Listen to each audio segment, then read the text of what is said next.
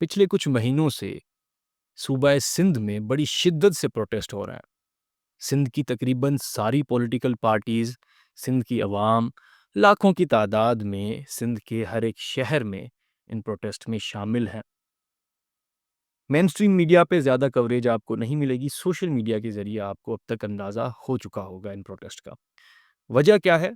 वजह यह है कि कुछ अरसा पहले फेडरल गवर्नमेंट ने बड़ी खामोशी से सिंधु नदी पर, इंडस रिवर पर 6 नए कैनाल्स बनाने का प्रोजेक्ट अप्रूव करवा लिया इंडस रिवर सिस्टम अथॉरिटी से, इसरा से।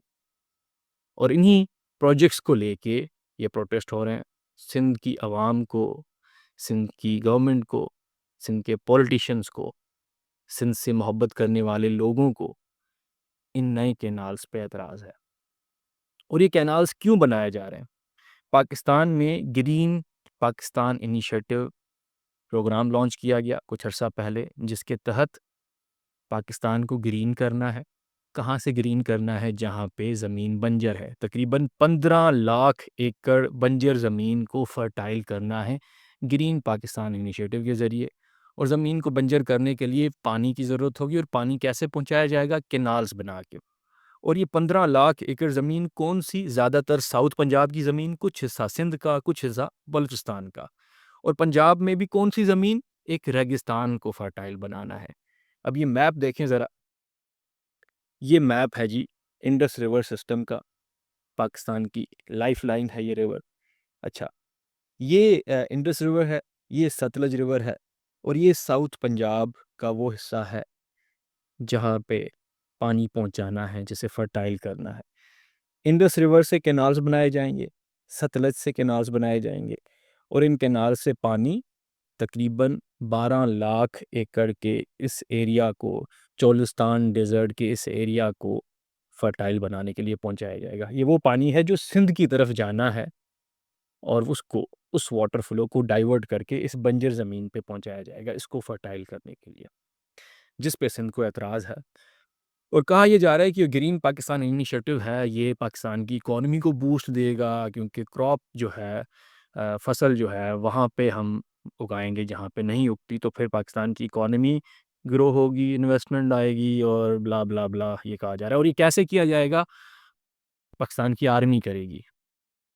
You wonder how?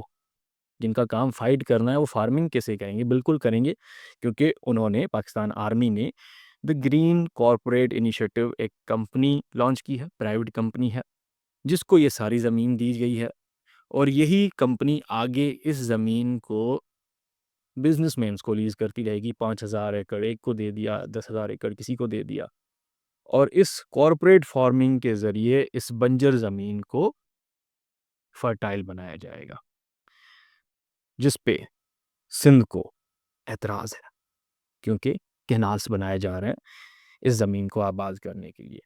अब सिंध को एतराज़ क्यों है जी? सिंध क्यों नहीं चाहता कि पाकिस्तान की इकॉनमी को फ़ायदा हो, जो बंजर ज़मीन है वो आबाद हो? बहुत से रीज़न्स हैं।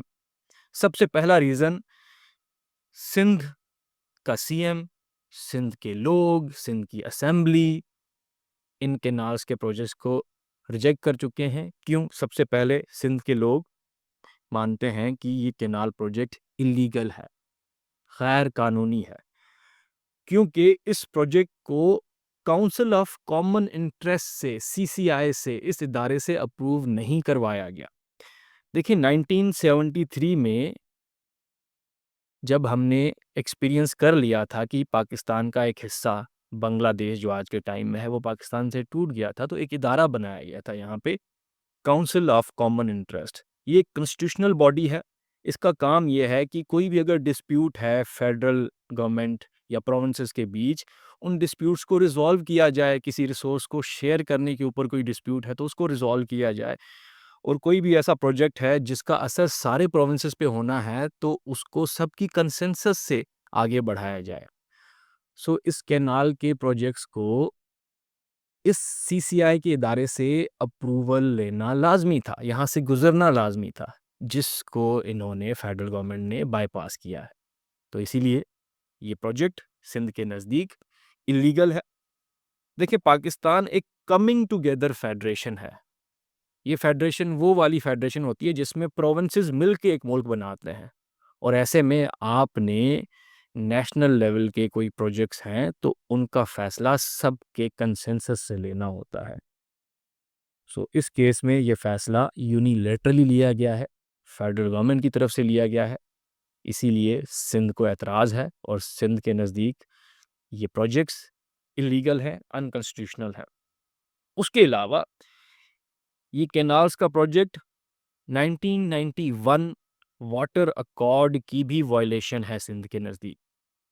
देखिए 1991 में पानी की शेयरिंग को लेके एक एग्रीमेंट किया गया था प्रोविंसेस के बीच, जिसके मुताबिक एक फॉर्मूला बनाया गया कि जो इंडस रिवर है इसमें जो एनुअल वाटर फ्लो है उसका कितना कितना हिस्सा सिंध को, पंजाब को, बलूचिस्तान को, केपीके को दिया जाएगा।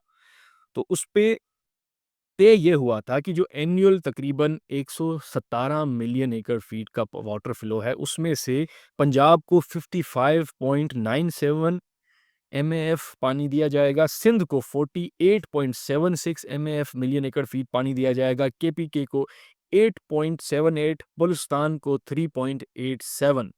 और सिंध ये कहता है कि ये जो 1991 का वाटर अकॉर्ड है इसमें जो वाटर शेयरिंग का फॉर्मूला तय किया गया है, इस अकॉर्ड की भी वायलेशन है ये कैनाल्स का बनना, क्योंकि उस तरह की शेयरिंग फिर इंश्योर नहीं हो पाएगी। और इस शेयरिंग को, इस अकॉर्ड को इम्प्लीमेंट करने के लिए एक इदारा बनाया गया था, इसरा, इंडस रिवर सिस्टम अथॉरिटी। 1992 में ये जो फॉर्मूला है शेयरिंग का इम्प्लीमेंट किया जाए। अब देखिए जी, इस फॉर्मूले में आप देखें कि परसेंटेज के हिसाब से शेयरिंग नहीं की गई, जैसे कोई कॉन्फ्लिक्ट ना हो फ्यूचर में, एक फिक्स्ड अमाउंट तय की गई थी। लेकिन आज की डेट तक इसरा जो इदारा है इस फॉर्मूले को प्रॉपरली इम्प्लीमेंट नहीं नहीं कर पाया। और अगेन अब ये जो कैनाल्स बनने वाले हैं सिंध को उस पर एतराज़ात हैं कि एक तो पहले ही फार्मूला इम्प्लीमेंट नहीं हो रहा, और कैनाल्स बना के आप वाटर फ्लो चेंज करने वाले हैं तो फिर हमें हमने हमारे हिस्से का पानी नहीं मिलेगा। और फेडरल गवर्नमेंट ने किया ये है कि इन्होंने इसरा से, इंडस रिवर सिस्टम अथॉरिटी से अप्रूवल लिया है, सीसीआई से नहीं लिया इन कैनाल प्रोजेक्ट्स का। और इसरा में भी जो सिंध के मेंबर्स थे उन्होंने अप्रूव नहीं किया था कि ये कैनाल्स बने। सो इसलिए एक तो सीसीआई को बाईपास किया गया है फेडरल गवर्नमेंट की तरफ से, और 1991 के वाटर अकॉर्ड की वायलेशन है, इसीलिए ये कैनाल्स सिंध के नज़दीक इलीगल है, इलीगल प्रोजेक्ट है। दूसरा रीज़न, इन कैनाल्स के बनने से सिंध का जो दूसरा बड़ा एतराज़ है वो ये है कि सिंध का पानी जो है वो सिंध से डाइवर्ट करके पंजाब के रेगिस्तान को दिया जाएगा। 1991 के वाटर अकॉर्ड के तहत जिस जो शेयर सिंध को मिलना था, पिछले 25 सालों से सिंध को वो शेयर वैसे ही उतना नहीं मिला। सीएम सिंध ये कहते हैं कि एनुअली ऑन एन एवरेज 11% जो है हमें पानी कम मिलता है, पानी का शॉर्टफॉल है। और रिसेंटली मुख्तलिफ स्टडीज़ ने ये शो किया है कि सिंध की जो एनुअल वाटर शॉर्टेज है 45% तक पहुंच चुकी है। तो ऑलरेडी जो सिंध को पानी मिलना है वही नहीं मिल रहा, आप कैनाल्स बना के अगेन सिंध में जो वाटर की शॉर्टेज है और ज़्यादा आप बढ़ा देंगे, जिस पे सिंध को एतराज़ात हैं। क्यों? इसका क्या बुरा असर होना है? ये नए जो कैनाल्स हैं, एक तो ये बनने से आप 5 कैनाल्स जो है इंडस रिवर से बनाएँगे, एक सतलज से बनाएँगे। इससे होगा ये कि जो सिंध का वाटर फ्लो है वो अफ़ेक्ट होगा, जो सिंध को पानी मिलना है वो कम हो जाएगा। ऑलरेडी प्रोविंस सिंध में तकरीबन 18 मिलियन एकड़्स जो हैं ज़मीन के, ये बंजर है ज़मीन इतनी। 18 मिलियन एकड़ ज़मीन ऑलरेडी बंजर है पानी की कमी की वजह से। और इन कैनाल्स के बनने के बाद 12 मिलियन एकड़ ज़मीन और बंजर हो जाएगी। 6 करोड़ सिंध के लोगों की ज़िंदगी मुश्किल में पड़ जाएगी। और इस ग्रीन पाकिस्तान इनिशिएटिव के तहत सिर्फ़ और सिर्फ़ सिंध की 52,000 एकड़ ज़मीन जो है वो इस इनिशिएटिव में शामिल है कि उसको हम फर्टाइल करेंगे। लेकिन जो ऑलरेडी एग्जिस्टिंग 18 मिलियन एकड़ ज़मीन है वो बंजर है, और अगेन इन कैनाल से 12 मिलियन और बंजर हो जाएगी। ये 2 बड़े सीरियस रीज़न्स हैं जिनको इग्नोर नहीं किया जा सकता था सिंध की तरफ से, और जिनकी वजह से इस प्रोजेक्ट को रिजेक्ट किया गया है, इलीगल माना जा रहा है। तीसरा रीज़न, इन कैनाल्स की वजह से सिंध का इकोसिस्टम तबाह हो जाएगा।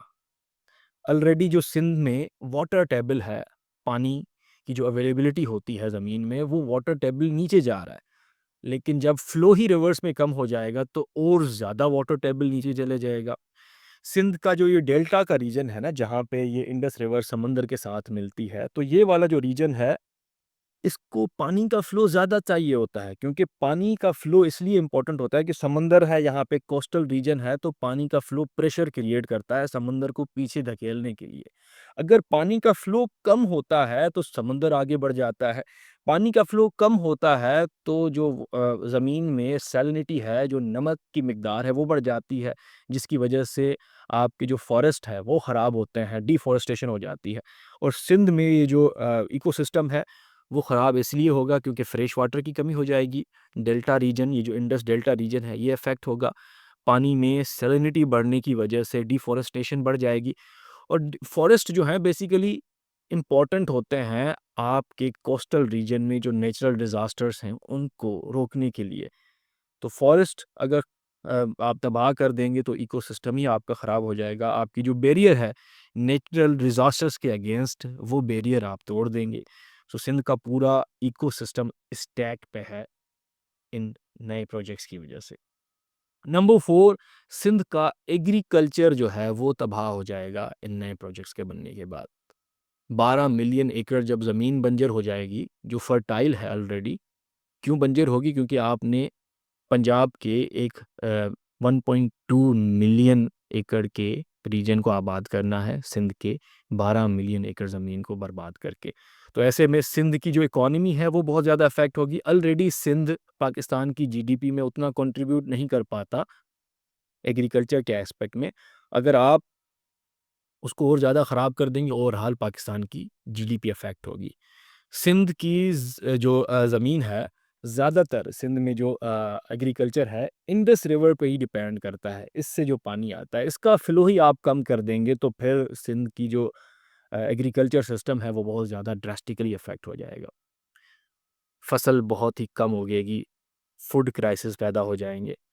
ऑलरेडी आप देखें 2022 में जो फ्लड्स आए, तकरीबन 4.4 मिलियन एकड़ ज़मीन अफेक्ट हुई उससे। सिंध का कैनाल सिस्टम ख़राब हो गया। और ऐसे में ये जो नए कैनाल्स आप बनाएँगे तो उससे सिंध का एग्ज़िस्टिंग एग्रीकल्चर जो सिस्टम है, जो पहले ही चैलेंजेस फेस कर रहा है, वो और ज़्यादा ख़राब हो जाएगा। Federal government on the other hand उसने सिंध के इन क्लेम्स को, एतराज़ात को रिजेक्ट कर दिया कि नहीं, कोई मसला नहीं है, हम वाटर के फ़्लो को कोई चेंज नहीं करने वाले, सिंध को अपने हिस्से का पानी मिलता रहेगा, हम पंजाब के हिस्से को ही इस्तेमाल करेंगे रेगिस्तान तक पानी पहुंचाने की वजह से। लेकिन ये भी सवाल है कि पंजाब के पास भी पानी की कमी है, सिंध से कंपैरेटिवली कम कमी है, लेकिन आप ये नया पानी कहाँ से जनरेट करेंगे? ये सवाल है ना। और दूसरा आर्गुमेंट ये दिया जा रहा है एक फेडरल गवर्नमेंट की तरफ से कि $6 बिलियन की इन्वेस्टमेंट आएगी गल्फ कंट्रीज से, ग्रीन पाकिस्तान इनिशिएटिव की वजह से, कॉर्पोरेट फार्मिंग की वजह से, रेगिस्तानों को आबाद करने की वजह से, जो कि पाकिस्तान की इकोनॉमी को बूस्ट देगी। लेकिन सवाल ये है कि ये इन्वेस्टमेंट किस कीमत पे आएगी? सिंध की इकोनॉमी को तबाह करके आपको ये कीमत वसूल होगी, पाकिस्तान की फेडरेशन को डिस्टेबलाइज करके आपको ये कीमत मिलेगी, एंटी पाकिस्तान या जो फेडरल सेंटिमेंट्स हैं उनको बढ़ावा दे के आप ये कीमत वसूल करेंगे, नेशनल यूनिटी को ख़राब करके आप ये कीमत वसूल करेंगे। तो सवाल ये भी है कि क्या ये प्रोजेक्ट पाकिस्तान की यूनिटी के लिए फ़ायदे का है या नुकसान का है? Is it good for national cohesion?